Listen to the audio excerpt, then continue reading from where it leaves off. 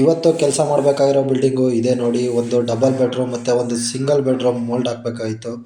Already ಹುಡುಗರೆಲ್ಲ ಬಂದು items ಇಟ್ಕೊಂಡು ಆಲ್ರೆಡಿ ಎಲ್ಲ ಟೇಪ್ ಹಾಕಿ ರೆಡಿ ಇಟ್ಕೊಂಡಿದ್ರು. ನೋಡ್ಬೋದು ಆಲ್ರೆಡಿ ಬಿಸಿಲು ಜಾಸ್ತಿ ಆಗಿತ್ತು. ಒಂಚೂರು ಪೈಪ್ ಹಾಕೊಂಡು ನಾವು ಊಟ ಮಾಡ್ಕೊಂಡು ಮತ್ತೆ ಮೇಲೆ ಬಂದ್ವಿ. ಮೇಲೆ ಬಂದು ಎಲ್ಲ ಕೆಲಸ ಮಾಡಿ ಮುಗಿಸೋ ಅಷ್ಟರಲ್ಲಿ ಟೈಮ್ ಆಗಿತ್ತು. ನೋಡ್ಬೋದು ಎಲ್ಲ ಮೋಲ್ಡು ನೀಟಾಗಿದೆ. ಪ್ರತಿಯೊಂದು ಡ್ರಾಪು ಎಲ್ಲ ಕರೆಕ್ಟಾಗಿ ಇಳಿಸಿದ್ದೀವಿ.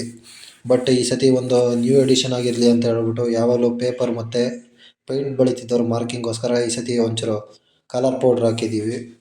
ಯಾಕೆಂದರೆ ಅದು ಹೆಂಗೆ ಬರುತ್ತೆ ನೋಡೋಣ, ನೆಕ್ಸ್ಟ್ ಟೈಮ್ ಯೂಸ್ ಮಾಡೋಕ್ಕೆ ಅದು ಈಸಿ ಆದರೆ ಅದನ್ನೇ ಟ್ರೈ ಮಾಡೋಣ ಅಂತ ಹೇಳ್ಬಿಟ್ಟು.